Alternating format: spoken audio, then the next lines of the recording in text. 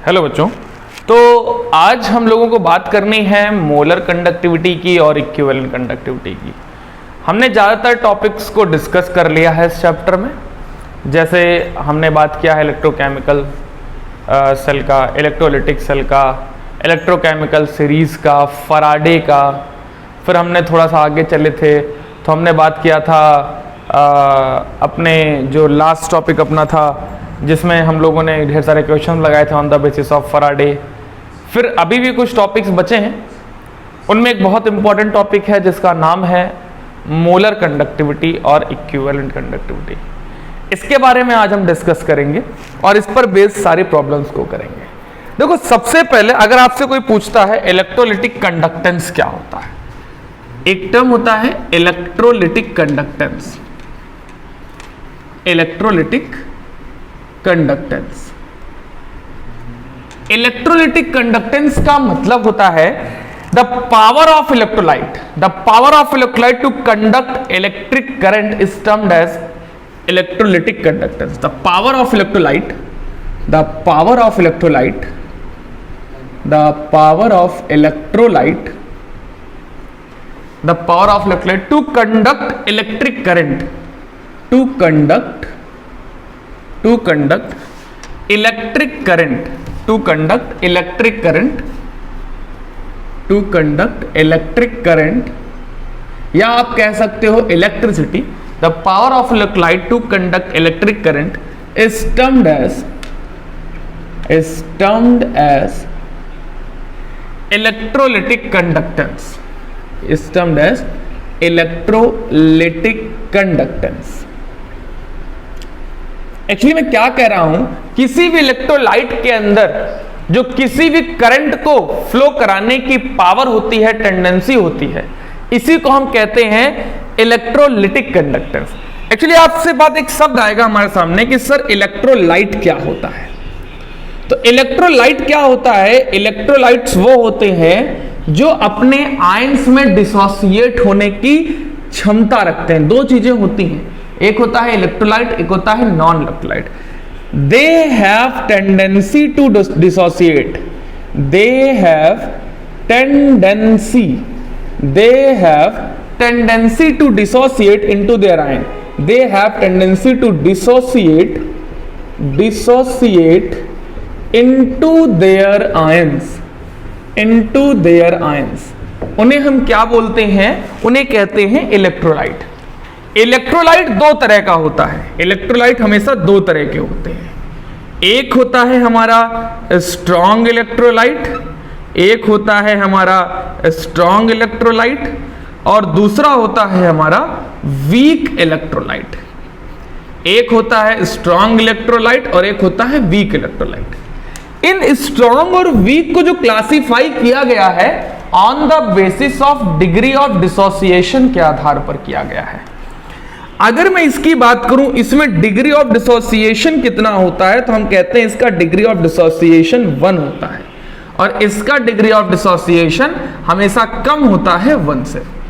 ऐसा क्यों? ये स्ट्रॉन्ग इलेक्ट्रोलाइट वो होते हैं जो 100% डिसोसिएट हो जाते हैं या आयोनाइज हो जाते हैं। जो 100% डिसोसिएट हो जाए उसे कहते हैं स्ट्रॉन्ग इलेक्ट्रोलाइट, और जो 100% डिसोसिएट ना हो, they do not dissociate 100%, they do not dissociate 100%। जो 100% डिसोसिएट ना हो उन्हें हम कहते हैं वीक इलेक्ट्रोलाइट। जैसे अगर मैं बात करूं, इसी से मिलता जुलता शब्द है, जैसे मान लो हमारे पास कोई स्ट्रॉन्ग इलेक्ट्रोलाइट कौन से होते हैं, पहले इसके एग्जांपल्स हम जान लें।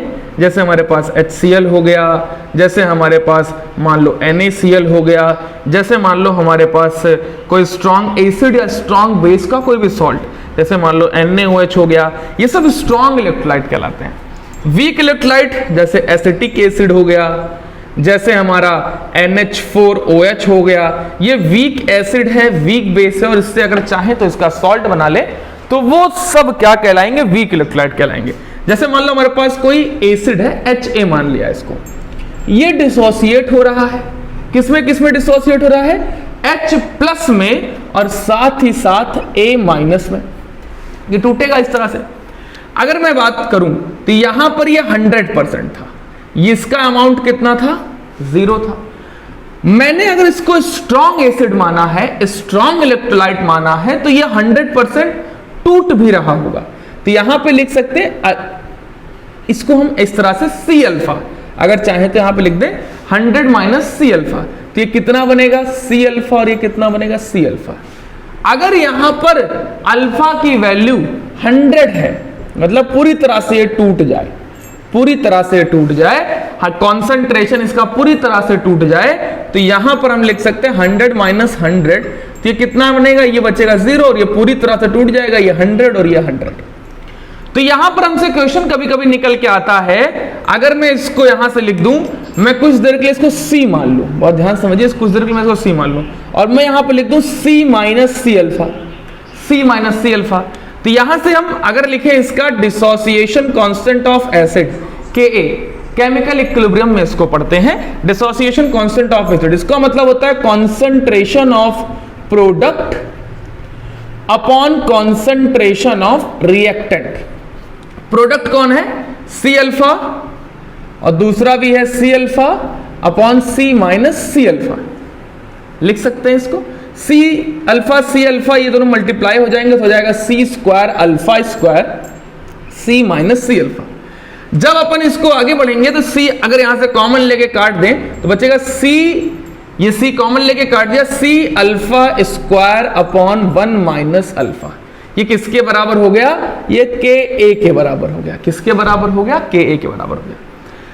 कभी कभी ये लिखा होता है, अगर if alpha is very very very very less than 1, अगर अल्फा 1 के कंपैरिजन में बहुत कम हो जाए तो फॉर्मूला क्या बनेगा, K A equals to C alpha square. तो अल्फा इक्वल्स टू क्या मिलेगा हमको, under root of K A by C, क्या मिलेगा, alpha is equal to under root of K A by सी। इससे ये समझ में आ रहा है कि अगर कॉन्सेंट्रेशन घटेगा, अगर कॉन्सेंट्रेशन घटेगा तो डिग्री ऑफ डिसोसिएशन बढ़ेगा, और अगर डिग्री ऑफ डिसोसिएशन जल्दी जल्दी टूट रहा है तो कॉन्सेंट्रेशन लगातार उसका कम होता जा रहा है। ये होता है हमारा डिग्री ऑफ डिसोसिएशन, जिससे हम अपन पता करते हैं कि वो स्ट्रॉन्ग इलेक्ट्रोलाइट है कि वीक इलेक्ट्रोलाइट है। इसी से जब हम आगे बढ़े तो हमारे पास एक टर्म आया जो था हमारा कहते हैं इसको मोलर कंडक्टिविटी और इक्विवेलेंट कंडक्टिविटी। यहीं से एक शब्द आया मोलर कंडक्टिविटी और इक्विवेलेंट कंडक्टिविटी। तो इसको आप समझे, मैंने क्या बताया कि electrolytic conductance, power of electrolyte to conduct electric current, किसी भी इलेक्ट्रोलाइट की पावर जो इलेक्ट्रिक करंट को प्रोड्यूस करने की क्षमता रखती है, कोई भी इलेक्ट्रोलाइट जितनी ज्यादा करंट प्रोड्यूस करने की क्षमता रखता है वो उसकी इलेक्ट्रोलिटिक कंडक्टेंस कहलाती है। जैसे दो शब्द होते हैं, एक होता है रेजिस्टेंस, एक होता है कंडक्टेंस। कंडक्टेंस का सीधा सा मतलब है कि किसी भी सब्सटेंस में जितनी अच्छे से करंट फ्लो हो पाएगा। एक्चुअली अक्सर हम कहते हैं conductors are the good conductors में क्या होता है, जैसे मेटल्स हुए हमारे, लोहा हुआ, कॉपर हुआ, निकल, इन सब में क्या होता है, बहुत अच्छा करंट का फ्लो होता है। लेकिन बाकी कोई और कंडक्टर होता है उसमें उसने अच्छा करंट का फ्लो नहीं हो पाता है। सेम उसी तरीके से मैं कहता हूं कि किसी भी सब्सटेंस में जितनी उसके पास पावर होगी इलेक्ट्रिक करंट को प्रोड्यूस करने की, वही क्या कहलाएगा, इलेक्ट्रोलिटिक कंडक्टेंस। इलेक्ट्रोलिटिक कंडक्टेंस को पता करने के लिए पहले हम देखते हैं कि वो टूट कितना रहा है। जो 100% टूटेगा, जो टूट गया वो फ्री हो जाएगा। अब जो कोई जब अपने आयंस में फ्री हो जाएगा तो वो पूरी तरह से फ्रीली मूव कर पाएगा पूरे सॉल्यूशन में, और जब पूरे सॉल्यूशन में फ्रीली मूव कर पाएगा तो जाहिर सी बात है इलेक्ट्रिक करंट बहुत अच्छे से प्रोड्यूस कर पाएगा। ठीक उसी तरीके से हम देखते हैं कि टूटेगा कितना, जब टूटेगा जिस हिसाब से उसी हिसाब से उसके अंदर इलेक्ट्रिक करंट का फ्लो भी होगा। ये दो तरह के होते हैं, स्ट्रॉन्ग इलेक्ट्रोलाइट और वीक इलेक्ट्रोलाइट। अगर स्ट्रॉन्ग इलेक्ट्रोलाइट है तो इसका डिग्री ऑफ डिसोसिएशन 1 होता है। इसका मतलब होता है कि वो पूरी तरह से टूट गया है। डिग्री ऑफ डिसोसिएशन निकालने का तरीका होता है कितना टूटा अपॉन पहले कितना था। इसका मतलब होता है कितना टूटा अपन, पहले 100% था और टूटा भी 100%, तो 100 अपॉन 100 इक्वल्स टू 1, तो यहीं से निकल के आता है डिग्री ऑफ डिसोल्यूशन 1 हो गया। यहां पर क्या है, लेस देन 1, पहले 100% था लेकिन टूटा ही नहीं 100%, तो लेस देन मतलब 10 अपॉन 100 कर दिया, मतलब 10% टूटा, तो 10 अपॉन 100 कर दिया तो करीब करीब अपना पॉइंट बना रहा है, तो इसका मतलब है ये 1 से कम होगा, और 1 से कम होगा तो ये अच्छे से इलेक्ट्रिसिटी का कंडक्शन नहीं कर पाएगा, और ये कौन होते हैं, वीक इलेक्ट्रोलाइट होते हैं, कमजोर इलेक्ट्रोलाइट होते हैं। आइए आगे बात करते हैं। फिर यहां पर मैं आपको बताऊंगा कि मोलर कंडक्टिविटी क्या होती है और इक्विवेलेंट कंडक्टिविटी क्या होती है। यहीं से अपने पास एक शब्द आएगा, मोलर कंडक्टिविटी क्या होती है और इक्विवेलेंट कंडक्टिविटी क्या होती है। समझो बात को। मोलर कंडक्टिविटी बहुत आराम समझेंगे, बहुत इंपॉर्टेंट टॉपिक है। मोलर कंडक्टिविटी, मोलर कंडक्टिविटी को इस तरह से डेल एम भी कहते हैं कुछ लोग, इसको इस तरह से इसको डिनोट करते हैं, molar conductivity.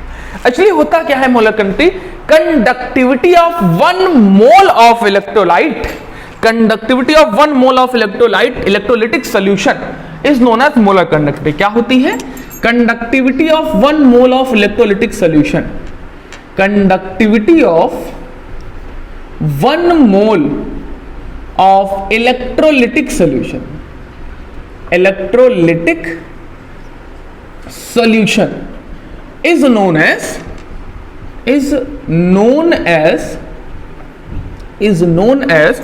molar conductivity, is known as molar conductivity del M। ठीक, जैसे मान लो हमारे पास कोई ऐसा एक सॉल्यूशन है, उसके अंदर मान लो कोई हमने सॉल्वेंट ले रखा है, जैसे जस्ट लाइक अ वाटर, पानी ले रखा है। हमने क्या किया, उसमें NaCl ऐड कर दिया, हमने उसमें नमक डाल दिया, ठीक। या मान लो हमने उसके अंदर कोई HCl डाल दिया, कुछ भी डाल सकते हैं आप जो अपने आंच में टूट जाए।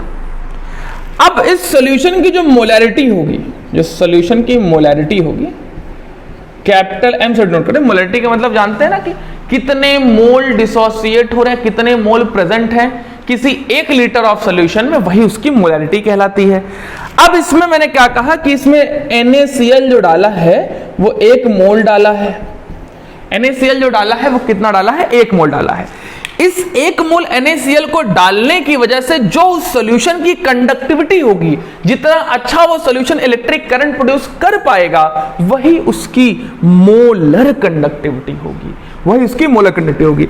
मोलर कंडक्टिविटी का एक फॉर्मूला होता है del M equals to K into V, ये फॉर्मूला होता है। अक्सर डायरेक्टली लोग पढ़ाते हैं K इंटू 1000 अपॉन M, इस तरह से नहीं पढ़ना, अपन को चीजें समझनी है। मोलर कंडक्टिविटी का फॉर्मूला होता है K इंटू 1000। K क्या है, K इसको कहते हैं कप्पा, क्या बोलते हैं इसको, कप्पा। कप्पा क्या होता है, एक्चुअली ये कंडक्टिविटी होती है, कंडक्टिविटी। और V क्या है यहां पर, V जो है वॉल्यूम है, V क्या है, वॉल्यूम है। अब अगर मैं इसको लूं और मैं यहां से इसको रिलेट करूं इसके मोलैरिटी से, इसको रिलेट कर दूं अगर मैं इसकी मोलैरिटी से, तो मोलैरिटी का फॉर्मूला हम सब जानते हैं, अभी मैंने बोला कितने मोल्स प्रेजेंट हैं किसी भी 1 लीटर ऑफ सॉल्यूशन में, वॉल्यूम प्रेजेंट इन लीटर।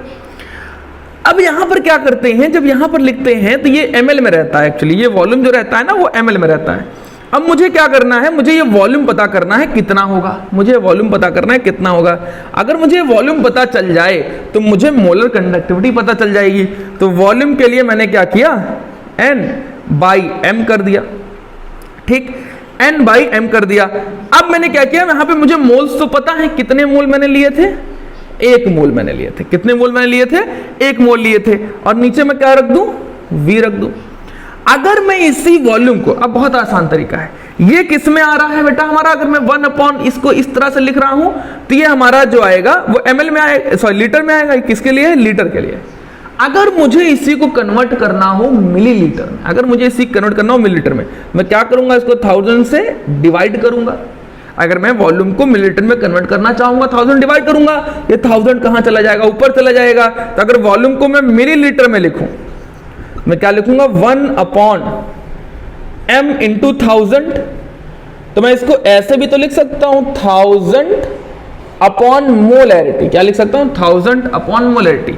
तो यहां जब 1000 अपॉन मोलैरिटी लिखेंगे तो यहां पर जो यूनिट है एक्चुअली वो क्या है, ml पर मोल, ml पर मोल यहां पर यूनिट निकल के आ रही है। और जब इसको यहां पर पुट करेंगे, इस फॉर्मूले में पुट करेंगे, मोलर कंडक्टिविटी के फॉर्मूले में पुट करेंगे, K इंटू V वाले फॉर्मूले में पुट करेंगे, तो लिखेंगे K into 1000 upon molarity, K into 1000 upon molarity.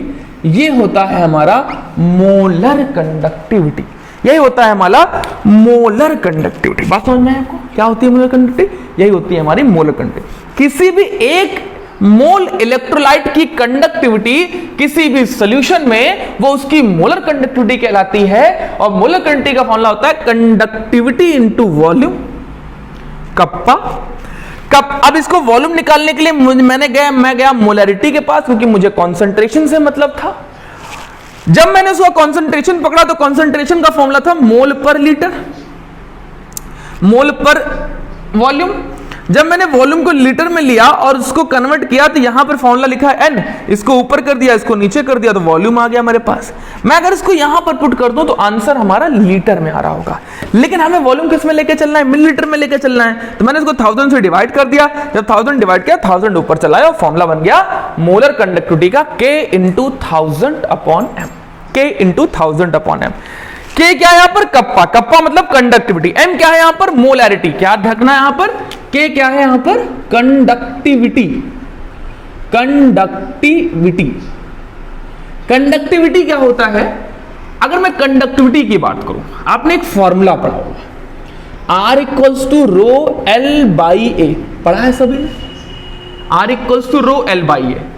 यहां पर R क्या है, R है यहां पर रेजिस्टेंस, रेजिस्टेंस है। रो क्या है यहां पर, रेजिस्टिविटी, रेजिस्टिविटी। एल क्या है यहां पर, लेंथ, और ए क्या है यहां पर, एरिया। अगर मैं यहां पर रेजिस्टेंस की बात करूं, रेजिस्टेंस होता है the opposing tendency of electric current is known as resistance and their property is known as resistivity।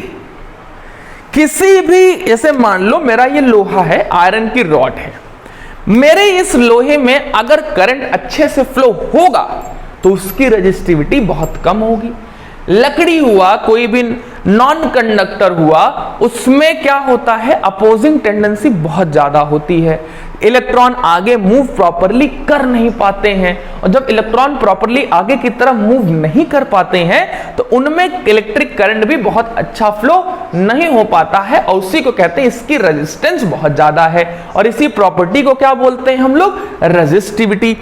मैंने कहा कि रेजिस्टेंस जो है rho into L by A है, तो हमें यहां से समझ में आया resistance is inversely proportional to conductance. या कह सकते भाई जाहिर सी बात है, जिसमें रेजिस्टेंस जितना ज्यादा होगा उसमें करंट फ्लो करने की जो क्षमता होगी वो भी बहुत कम होगी। तो कंडक्टेंस क्या होता है, कितने अच्छे से करंट किसी भी कंडक्टर में फ्लो हो पाए वो उसका कंडक्टेंस होता है। जब सिल्वर बहुत अच्छा कंडक्टर होता है इलेक्ट्रिसिटी का, और इसी प्रॉपर्टी को हम क्या बोलते हैं, उसकी कंडक्टिविटी बोलते हैं। तो अगर मैं रेजिस्टेंस लिखूं तो resistance is inversely proportional to conductance. यहां पर कभी कभी सी से भी डिनोट करते हैं इसको, कंडक्टेंस को। Resistance is inversely proportional to conductance and resistivity rho, resistivity is inversely proportional to conductivity. के थोड़ा सा उल्टा रहता है, किताब देखेंगे तो resistivity is inversely proportional to किसके होती है, कंडक्टिविटी के होती है। और अपन चाहे तो इस फॉर्मूले को यहां पर भी पुट कर सकते हैं। अगर मुझे गलती से वो कंडक्टिविटी ना दे करके रेजिस्टिविटी दे दे क्वेश्चन में, तो हम यहां पर इस फॉर्मूले को K की जगह यहां 1 अपॉन रो रख सकते हैं कि नहीं रख सकते, रख सकते हैं।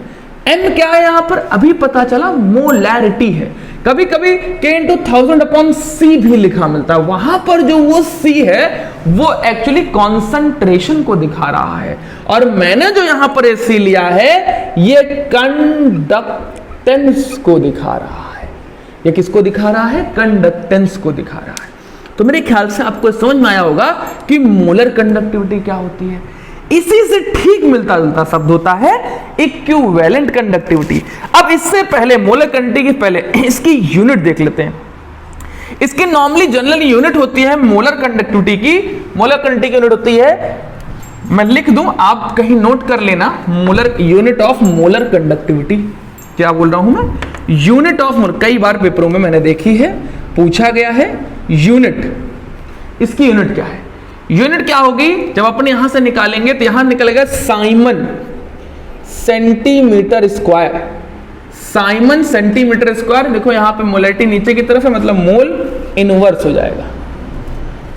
Simon centimetre square mole inverse, Simon centimetre square mole inverse, ये इसकी यूनिट होती है।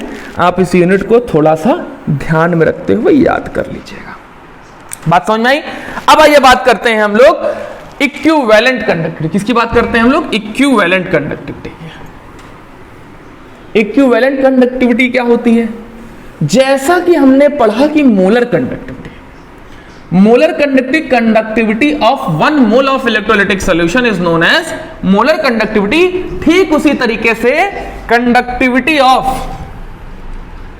Equivalent conductivity of 1 equivalent of electrolyte, conductivity of 1 equivalent of electrolyte is known as equivalent conductivity. यहां पे इसको नोट करेंगे ई डेल ई क्यू से।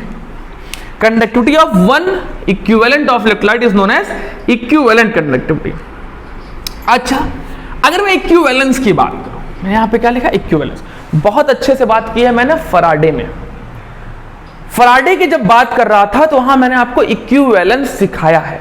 Equivalence अगर मैं यहां पर लिखना चाहूं तो यहां पर इक्विवेलेंस इज इक्वल टू हम लिख सकते हैं mole into N factor, mole into N factor, number of moles into N factor. This is known as equivalence. यह मैंने आपको वहां पर पढ़ाया था। इक्विवेलेंस निकालने के लिए वेट अपॉन इक्विवेलेंट वेट रखते हैं। क्या रखते हैं? अगर मैं वहां पे थोड़ा सा रिवाइज कराऊं, इक्विवेलेंस, इक्विवेलेंस निकालने के लिए क्या करते हैं? वहां पर रखते हैं molecular weight divide weight upon equivalent weight. पूरा लिख दूं, इक्विवेलेंट वेट रखते हैं।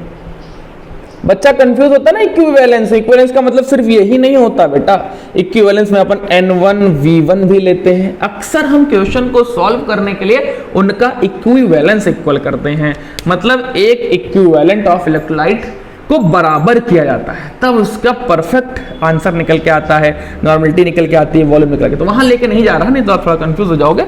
उन सब चैप्टरों की मैं धीमे धीमे आपको वीडियोस देता रहूंगा। फिलहाल इक्विवेलेंस मैंने बताया, वेट अपॉन इक्विवेलेंट वेट। आओ इसको थोड़ा सा और ओपन करें, थोड़ा सा और खोलते हैं। वेट, इक्विवेलेंट वेट का मतलब क्या था? Molecular weight divide by equivalent weight. मैं अलग से लिख दूं, इक्विवेलेंट वेट का मतलब, इक्विवेलेंट वेट का क्या होता है? Molecular weight divide by N factor, molecular weight divide by N factor. जैसे मैंने आपको सिखाया है, इक्विवेलेंट वेट निकालना है, मान लो आपको एल्युमिनियम का, तो मॉलिक्यूलर वेट कितना? 27।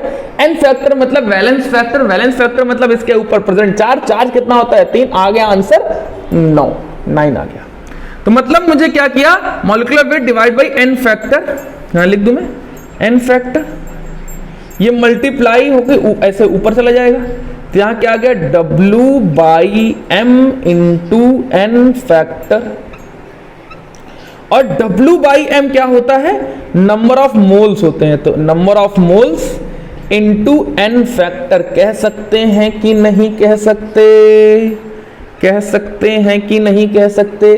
कह सकते हैं। इसीलिए मैंने इस फॉर्मूले को ऐसे डिनोट कर दिया, ये लिख दिया। मैं कह रहा हूं कि conductivity of one equivalent of electrolytic solution is known as equivalent conductivity. Actually equivalent निकालने के लिए जब किसी का इक्विवेलेंट निकालते हैं तो वहां पर हम नॉर्मेलिटी का यूज करते हैं। यहां पर मोलैरिटी का यूज किए थे। मोलैरिटी क्या होता है कि 1 mole of electrolytic solution. Molarity क्या होता है? 1 मोल ऑफ इलेक्ट्रोलाइट को कितना डिसॉल्व किया गया है। 1 मोल ऑफ सॉल्यूट कितना प्रेजेंट है 1 लीटर ऑफ सॉल्यूशन में, कितने मोल्स प्रेजेंट है 1 लीटर ऑफ सॉल्यूशन में, जनरली लिखा होता है कितने मोल्स प्रेजेंट है 1 लीटर ऑफ सॉल्यूशन में।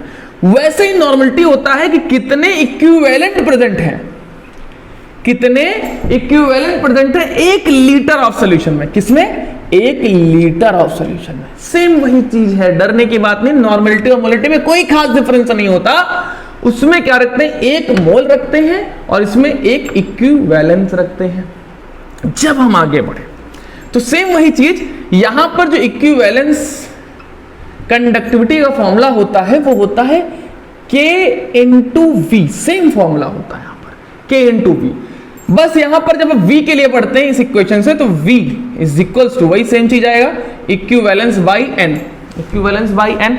और यहां पर जब अपन n को अब यहां पे हमें क्या पता करना था, इक्विवेलेंस बाई n मैंने डायरेक्ट लिख दिया, यहां से V को ऊपर लिख गया। मैं यहां पे क्या कर रहा हूं V equals to equivalence by n रख दे रहा हूं। अब मुझे क्या करना था, मुझे V पता करना था, एक्चुअली मुझे पता क्या करना था V, और एक इक्विवेलेंस के लिए पता करना था।